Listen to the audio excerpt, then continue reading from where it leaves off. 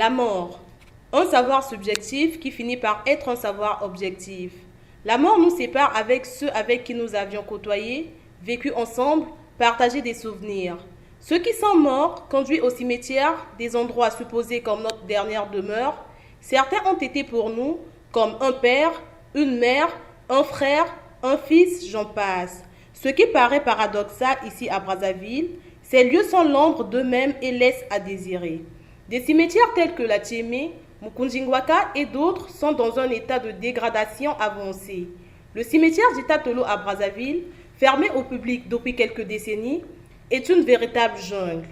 L'herbe a envahi tous les espaces, transformant ces lieux sacrés en marchés où les usagers viennent s'approvisionner. Je suis du quartier, mais les positions que j'ai vues dans ce cimetière qui s'est transformé en camp où les gens peuvent opérer quelque chose tranquillement. Parce qu'il y a la forêt, il n'y a pas d'entretien. Le garant actuellement à qui on peut demander parce que ça fait vraiment l'insécurité dans le quartier. Même la police à tout moment se rend, mais impossible d'y rentrer à l'intérieur parce qu'il y a la forêt.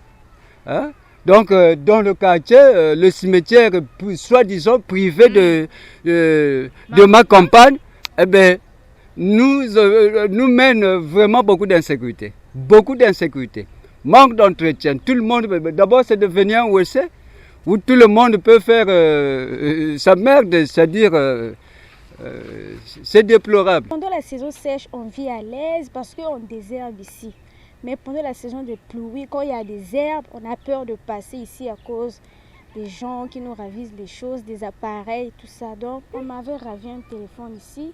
Il faisait pas trop tard, il était 19h. Je quittais de l'église en rentrant. Après, j'avais l'enfant plus le sac.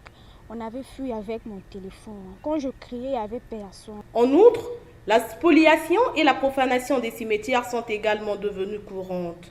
Des fleurs sont volées dans les cimetières de Brazzaville.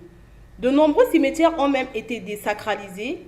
Face à cette situation préoccupante, il a été suggéré que les cimetières au Congo-Brazzaville deviennent communaux plutôt que privés.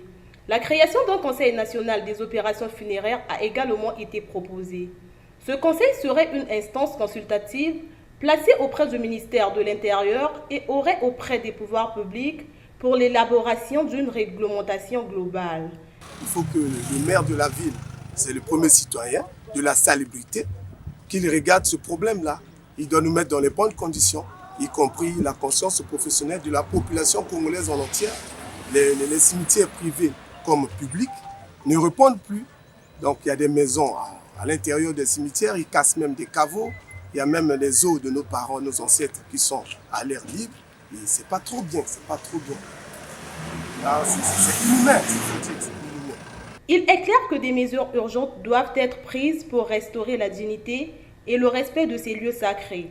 La situation actuelle des cimetières au Congo-Brazzaville est un appel à l'onction pour tous.